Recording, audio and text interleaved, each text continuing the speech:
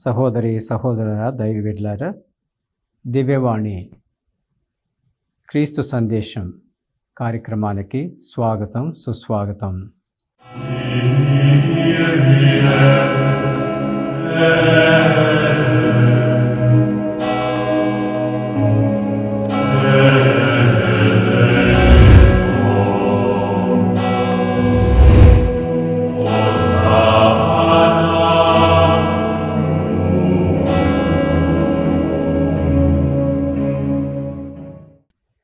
ప్రియమైన సహోదరి సహోదర దైవీడ్లారా, మనందరి జీవితాలు మనం ఆత్మ పరిశీలన చేసుకుంటూ ఉంటే అందరం కూడా కోరుకునేది నా జీవితం అంతా బాగుండాలి, అంత సంతోషానందాలతో ఉండాలి, ఏ లోటుపాట్లు ఉండకూడదు అనేటటువంటి జీవిత విధానంలో సాగాలని అందరం కూడా తాపత్రయపడుతూ ఉంటాం. మరొక వైపు చూస్తే ఈ జ్ఞానోదయం అనేటటువంటిది, మనోవికాసం అనేటటువంటిది, ఏదో గొప్ప కార్యాలు చేరిన ధ్యేయం ఎలా వస్తుంది అనే దగ్గరికి మనం ఆలోచనలు జరుపుకుంటే మన జీవితాల్లో అర్థమయ్యేటటువంటి గొప్ప విషయం, అన్నీ బాగున్నప్పుడు చాలాసార్లు మన జీవితాల్లో ఏది మంచి ఏది చెడు అనేటటువంటి మంచి వైపు నిలబడాలనేటువంటిది అది తగ్గిపోయి చిన్న చిన్నగా మన జీవితాలన్నీ కూడా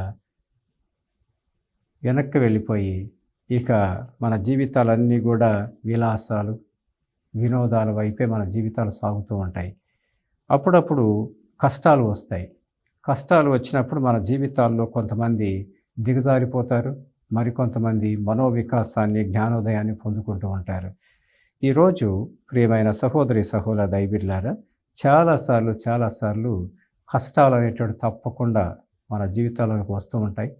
అవి వచ్చినప్పుడు మన జీవితాలు ఎలా సాగుతున్నాయనే దగ్గరకు వచ్చినప్పుడు కొంతమంది విశ్వాసాన్ని నింపుకొని ఆ విశ్వాసంతో దేవుడి సన్నిధిలో ఉండి దేవుడే నాకు అన్నీ సమకూర్చుతాడు, ఆయనకు అన్నీ తెలుసు అనేటటువంటి ఆ విశ్వాసంలోకి వెళ్తూ ఉంటారు.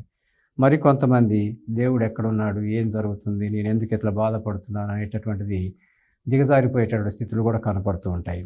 అందుకే ఈరోజు మనం అందరం కూడా విశ్వాసం అనేటటువంటిది మన జీవితాల్లో నింపుకొని కష్టాలు వచ్చినా, బాధలు వచ్చినా కానీ దేవుడు మనకు తోడుగా ఉంటాడు, నీడగా ఉంటాడు, ఏదో గొప్ప విషయాలు మనకు నేర్పించాలనుకుంటున్నాడు అనేటటువంటి ఆ జీవిత విధానానికి వెళ్తూ ఉంటే ఆత్మ పరిశీలన చేసుకొని అవకతవకలు ఏమైనా ఉంటే వాటి నుంచి మనము విడుదల పొందుకొని నిజమైనటువంటి విశ్వాసంలోకి అడుగు పెట్టడానికి ముందుకు సాగుతూ ఉంటాం.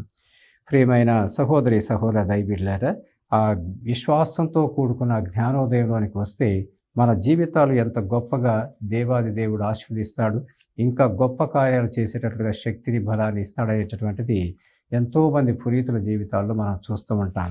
దేవుడు మనకు తోడుగా ఉంటే మన జీవితాల్లో ఎన్ని కష్టాలు వచ్చినా, బాధలు వచ్చినా కానీ అవన్నీ కూడా మనకు ఒక తర్ఫీదులాగా ఉండి దేవుడి యొక్క విశ్వాసంలో బలపడి మన జీవితాలు ఇంకెంతోమందికి ఆదర్శవంతంగా ఉండేటటువంటి ఆ గొప్ప జీవితం వైపు నడిపిస్తుంది అనేటటువంటిది ఎంతోమంది పునీతుల జీవితాల్లో మనం చూస్తూ ఉంటాం. ఈరోజు ప్రియమైన సహోదరి సహోదర దైవీడ్లారా, ఈ విషయాలను అర్థం చేసుకోవడం కోసమై సిస్టర్ బ్రిడ్జ్ మెకన్ గురించి 4 మాటలు చెప్పుకుంటున్నాం. సిస్టర్ బ్రిడ్జ్ మెకన్ ఆమె 1946వ సంవత్సరంలో ఐర్లాండ్ దేశంలో జన్మించింది. పేద కుటుంబం, కానీ తల్లిదండ్రులు మాత్రం బిడ్డల్ని ఏ విధంగా విశ్వాసంలో పెంచుకోవాలి, దేవుడి యొక్క దేవాలయం అంటే ఏంటి, దేవుడి యందు బైబిల్ చదువుకోవటం అంటే ఏంటి అనే విషయాల్లో చాలా గొప్పగా విశ్వాసపాత్రంగా ఉండేటటువంటి కుటుంబం అది. ఆ కుటుంబంలో సిస్టర్ బ్రిడ్జ్ మెకన్ జన్మించారు. ఆమె 15వ ఏట క్లేర్ అనే కాంగ్రిగేషన్లోకి వెళ్ళి, సెయింట్ క్లేర్ అనేటటువంటి కాంగ్రిగేషన్లోకి వెళ్ళి సిస్టర్ అవటానికి వెళ్తూ ఉన్నది. ఆమె ఆ సిస్టర్స్ కాంగ్రిగేషన్లోకి వెళ్ళి తర్ఫీదు పొందుకుంటూ మాట పట్టు తీసుకునే సమయం వచ్చినప్పుడు దేవుడి ఎదుట మాట పట్టు తీసుకొని జీవితం అంతా కూడా దేవుడికి సమర్పించుకునే ఆ మాట పట్టు ఇచ్చేటప్పుడు పేర్లు పిలుస్తారు. పీఠం దగ్గరికి వెళ్ళాలి, ఆ పీఠం దగ్గర మాట పట్టు తీసుకోవాల్సింది ఉంటుంది. అలాంటి సమయంలో ఈ సిస్టర్ గారికి ఒక గొప్ప దర్శనం వస్తుంది. యేసుక్రీస్తు ప్రభువే ఆమె యొక్క చేతిని పట్టుకొని పీఠం దాకా నడిపించుకుంటూ వెళ్ళి ఆ గొప్ప మాట పట్టు ఇచ్చే సమయంలో ఆమె హృదయపూర్వకంగా, ఆధ్యాత్మికంగా అలాంటి గొప్ప అడుగులు వేసేటట్లుగా యేసుక్రీస్తు ప్రభువే ఆమెకు పక్కన ఉండి ఎలా ఉన్నాడు, ఎలా సహాయం చేసినది ఆమె దర్శనం పొందుకుంటూ ఉన్నది. ప్రియమైన సహోదరి దైవబిడ్డలారా, ఆమె జీవితం అంతా కూడా చాలా చక్కగా సాగుతోంది. పాఠశాలలో క్లాసులు తీసుకోవటం అనేటటువంటిది, ఎంతోమంది ఎదుట అప్పుడప్పుడు సమయం వచ్చినప్పుడు దైవిక విషయాలు చెప్పడం కోసం క్యాటకిజం క్లాస్ తీసుకోవటం అనేటటువంటి ఇవన్నీ కూడా జరుగుతూ ఉన్నాయి. అనుకోకుండా 1965 సంవత్సరంలో 1965 సంవత్సరంలో ఒక వ్యాధి రావటం, ఆమె యొక్క వేళ్ళు ముడుచుకుపోవటం, కాళ్ళు ముడుచుకుపోవటం, ఇక చిన్నగా నిలబడటం అంటే కష్టం అనిపించడం, ఇట్లాంటి సూచనలు ఎన్నో ఆమె యొక్క దేహంలో కనపడుతూ ఉండగా డాక్టర్ దగ్గరికి వెళ్తే డాక్టర్ ఆమెకు చెప్తున్నారు, అన్ని టెస్టులు చేసిన తర్వాత ఈమెలో రీమటాయిడ్ ఆర్థరైటిస్ అనేటువంటి వ్యాధి వస్తూ ఉంది. ఆ వ్యాధి వచ్చిన తర్వాత పాపం ఇంకా నిలబడలేదు. ఉంటే పడక పైన ఉండాలి, లేకపోతే వీల్ చైర్లో ఉండాలి. ఇంకా అలాంటి జీవితం ఏమిటి ఉంటుంది, ఎంతకాలం బతుకుతుందో కూడా మనకు తెలియదు అనేటువంటి విషయాలు చెప్పారు. చెప్పగానే పాపం ఆమె గుండె పగిలిపోయినంత పని అయిపోయింది. హృదయ వికారం, ఏంటి నా పరిస్థితి, ఇప్పుడు ఇంత దీనమైన స్థితిలో ఉండాలనా అనేటటువంటిది ఆమెలో పడిపోయి ఒకవైపు నిరుత్సాహపడటం ఒకటైతే, మరొక వైపు దేవుడి అందు విశ్వాసంతో ఉండాలనేటువంటిది ఈ రెండింటి మధ్య కొట్టుమిట్టాడుతూ ఉన్నది. ఇక ఆమె చిన్నగా 1965 సంవత్సరం నుంచి ఇక వీల్ చైర్లోనే ఉండాలి, లేకపోతే పడకపైనే ఉండాలి. ఇక చిన్నగా ఏళ్ళు కదలటం లేదు, కాళ్ళు కదలటం లేదు, పాపం ముడుచుకుపోయినవి అన్నీ కూడా చాలా దీనమైన స్థితిలో ఉన్నది. ఇక 1970 సంవత్సరంలో ఆమె ఒక నిర్ణయానికి వచ్చి సుపీరియర్స్కి చెప్తుంది, నేను ఒక రిట్రీట్కి వెళ్ళాలనుకుంటున్నాను, ధ్యానం చేయాలనుకుంటున్నాను అని ఒక దూర ప్రాంతానికి వెళ్ళటానికి సిద్ధపడింది. దూర ప్రాంతానికి వెళ్ళటానికి సిద్ధపడింది. అక్కడ ప్రార్థన యొక్క గొప్పతనం అంటే ఏంటి, పవిత్రాత్మ యొక్క గొప్పతనం అంటే ఏంటి, అలాంటి విషయాలు చెప్తున్నటువంటి కరిస్మాటిక్ స్టైల్లో ఉన్నటువంటి ఆ ప్రార్థన రిట్రీట్కి వెళ్ళాలని ఆమె కోరుకొని అక్కడికి వెళ్ళి వాళ్ళ ప్రసంగాలు వింటూ ఉన్నది. ఒకవైపు దుఃఖంతో, మరొక వైపు విశ్వాసంతో ప్రార్థన జరుపుతూ ఉన్నది. ఒకరోజు ఇలాగనే బలిపీఠం దగ్గర పూజ జరుగుతూ ఉండగా, దివ్య బలి పూజ జరుగుతూ ఉండగా ఆమె దీర్ఘంగా కన్నీరు కారుస్తూ ప్రార్థన చేస్తూ ఉంది. దేవా, ఇక నేను ఇంతే ఉండాలనా, ఇక నేను వీల్ చైర్లోనే ఉండాల్సి వస్తుందా, ఇక నేను పడకపైనే ఉండాల్సి వస్తుందా, నా బాడీ అంతా కూడా పుండ్లు వచ్చేస్తున్నాయి, నేను చాలా బాధల్లో ఉన్నాను అనేటటువంటిది దుఃఖంగా ప్రార్థన చేసుకుంటూ, మీ చిత్తం అయితే స్వస్థత కలగజేస్తే బాగుంటుంది అనేటటువంటి ప్రార్థన, కన్నీటి ప్రార్థన చేస్తుంది. సడన్గా దివ్య బలి పూజలో ఉండగా ఎవరో ఆమె తాకినట్లుగా అనిపించింది. ఎవరో ఆమె తాకినట్లు అనిపించగానే ఎవరో ఆయన పక్కకు తిరిగి చూసింది, ఎవరు కనపడలేదు.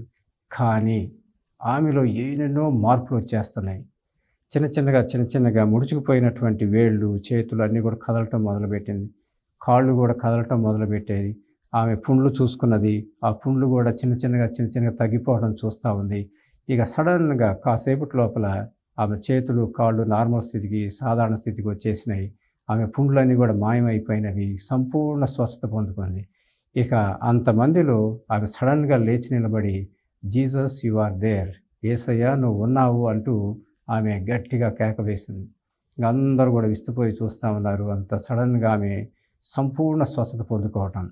ప్రియమైన సహోదరి దైవబిడ్డలారా, ఆమె సంపూర్ణమైన స్వస్థత పొందుకొని, ఇక నేనేంటి, నా జీవితం ఏంటి, ఇప్పటివరకు ఇంతకాలం నేను అనారోగ్యంతో బాధపడ్డాను, కదలలేక మెదలలేక, నా చేతులు కాళ్ళు కదలకుండా పోయినవి, నాకు పుండ్లు చేతులకి కాళ్ళకి అనేటటువంటిది, దేవుడు ఎంత గొప్పగా నన్ను దీవించి స్వస్థత కలగచేశాడు అనేటువంటి విషయం. రెండోది, ఆమె కూడా స్వస్థతను కలగచేయగలిగేటటువంటి ఆ వరాన్ని కూడా పొందుకుంటూ ఉంది. మొట్టమొదటిది ఆమె స్వస్థత పొందుకోవటం, రెండోది ఆమె కూడా స్వస్థతలు చేయగలిగేటటువంటి ఆ వరాన్ని కూడా పొందుకుంటుంది. ఇక మూడోది, ప్రియమైన సహోదరులారా, బాధల్లో కష్టాల్లో వచ్చిన వాళ్ళు ఎవరైనా ఉంటే గనక వాళ్ళ యొక్క హృదయంలో ఏం జరుగుతుంది అనేటటువంటి తెలుసుకోగల ఆ వరాన్ని కూడా ఆమె పొందుకుంటుంది. ఇక ఆ 3 వరాలు పొందుకున్న తర్వాత ఆమె జీవితం అంతా కూడా ఇక నేను అనేటటువంటి దగ్గర, యేసుక్రీస్తు ప్రభు నాకు ఎంత గొప్ప కార్యం చేశాడు, స్వస్థతలు కలగజేశాడు, ఇప్పుడు ఇలాంటి గొప్ప సందేశాన్ని ప్రజల్లోకి తీసుకెళ్ళాలి, యేసుక్రీస్తు ప్రభు ఉన్నాడు, అది నిజము, అది వాస్తవము, నాకు స్వస్థత కలగజేశాడు, నాకు కూడా స్వస్థతలు కలగజేసేటటువంటి ఆ వరాన్ని ఇచ్చాడు, హృదయాలను కూడా తెలుసుకోగలిగేటటువంటి ఆ గొప్ప వరాన్ని కూడా నాకు ఇచ్చాడు అనేటటువంటిది ఆమెకి ఎంతో మందికి రిట్రీట్లు ఇవ్వటం మొదలుపెట్టింది. అప్పుడప్పుడు వేలల్లో సంఖ్యలో వస్తున్నట్లుగా జనాలు ఎంతమంది వస్తున్నారో ఆమె రిట్రీట్ ఇచ్చేటటువంటి ఆమె యొక్క గొప్ప సందేశం ఏదైనా ఉన్నదంటే యేసుక్రీస్తు ప్రభు ఉన్నాడు, దేవుడు ఉన్నాడు, పవిత్రాత్మ ఉన్నది, వారు మన జీవితాలు ఎన్నో మేలు చేస్తున్నారు, మన జీవితాలన్నీ కూడా జ్ఞానోదయాన్ని పొందుకొని విశ్వాసంలో ఉండి మన జీవితాలను మార్చుకొని ఇంకా ఎంతోమంది జీవితాలకు ఆదర్శంగా ఉండేటట్లు దేవుడు దీవిస్తున్నాడు అనేటటువంటి ఆ గొప్ప సందేశాన్ని ప్రకటించడానికి ముందుకు వెళ్తుంది. డాక్టర్ల దగ్గరికి వెళ్ళినప్పుడు డాక్టర్లు కూడా విస్తుపోయి చూస్తున్నారు, ఎట్లా వచ్చింది ఎంత స్వస్థత నీకు అనేటటువంటిది, అది ఒక గొప్ప అద్భుతం అనేటటువంటిది డాక్టర్లు కూడా చెప్పడం మొదలుపెట్టారు. ప్రియమైన సహోదర దైవబిడ్డలారా, ఇలాగనే ఆమె రిట్రీట్స్ ఇస్తూ ఉండగా ఒకరోజు ఇంకొక దర్శనం ఆమె కలుగుతూ ఉంది. దివ్యబలి పూజలో పాల్గొంటూ ఉండగా ఆమెకి ఇంకొక దర్శనం వస్తూ ఉన్నది. ఆ దర్శనంలో ప్రియమైన సహోదర దైవబిడ్డలారా, గురువుల యొక్క ప్రాధాన్యతను నువ్వు నేర్పించాలి. యేసుక్రీస్తు ప్రభు చేత, దేవుడి చేత, పవిత్రాత్మ చేత అభిషిక్తులు కావించబడినటువంటి ఆ గురువుల యొక్క గొప్పతనాన్ని, ప్రాధాన్యతని ప్రజల్లోనికి తీసుకువెళ్ళాలి అనేటటువంటి పరిచర్యను కూడా దేవాదేవుడు ఆమెకి ఇస్తున్నాడు.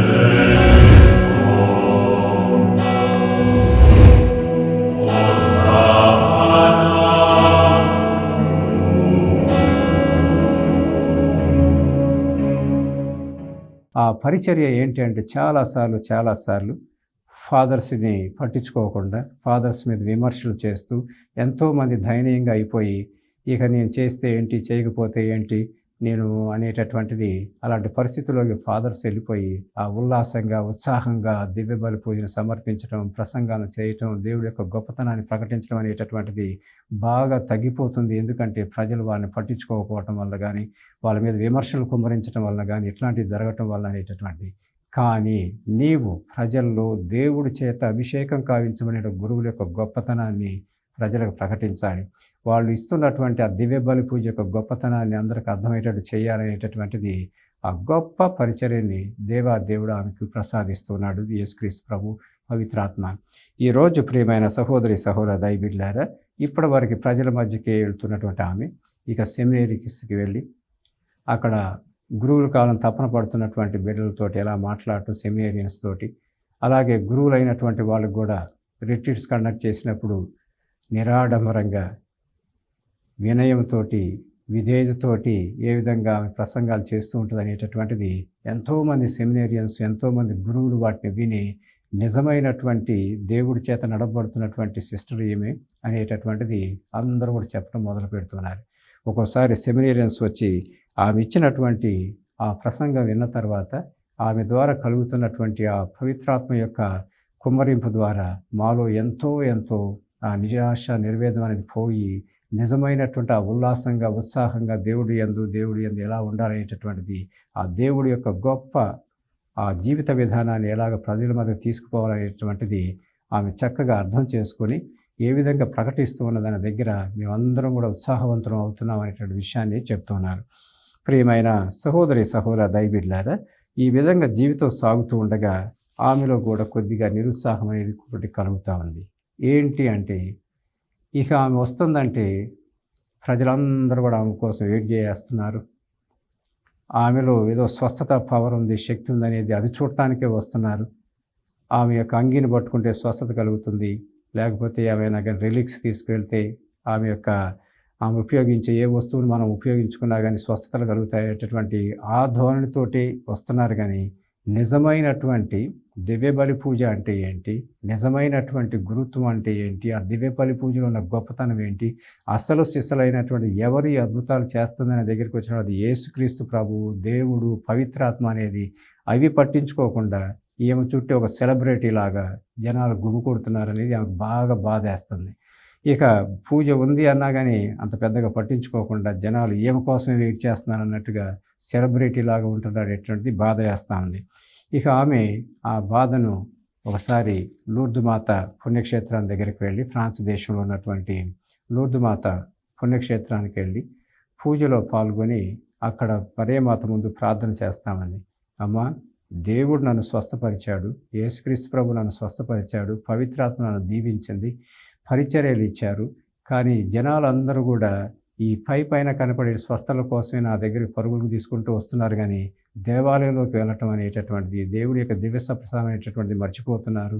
ఏదైనా సహాయం చేయమ్మా, నాకు సహాయం చేయమ్మా అని ప్రార్థన చేస్తూ ఉంది, కన్నీటి ప్రార్థన. ఇక మన అందరికీ తెలుసు, లూర్దు మాత పుణ్యక్షేత్రం దగ్గరికి అంగవైకల్యంతో ఉన్న వాళ్ళు ఎంతోమంది వస్తుంటారు. ఎన్నెన్నో కుటుంబాలు, ఎన్నెన్నో బిడ్డలు, ఎంతోమంది బిడ్డలు రకరకాల విన్నపాలతోటి వస్తూ ఉంటారు, ప్రార్థన చేసుకుంటూ ఉంటారు. ఇక అలాంటి ప్రదేశంలో ఆమె వెళ్ళి ఇలాంటి గొప్ప ప్రార్థన చేసుకొని ఇక తిరిగి అమెరికా దేశానికి వస్తుంది. అమెరికా దేశానికి రాగానే అదే రోజున ఒక ఫోన్ కాల్ ఒక ఫాదర్ దగ్గర నుంచి వస్తుంది. అదే రోజున ఒక ఫోన్ కాల్ ఆ ఫాదర్ నుంచి వస్తున్నది.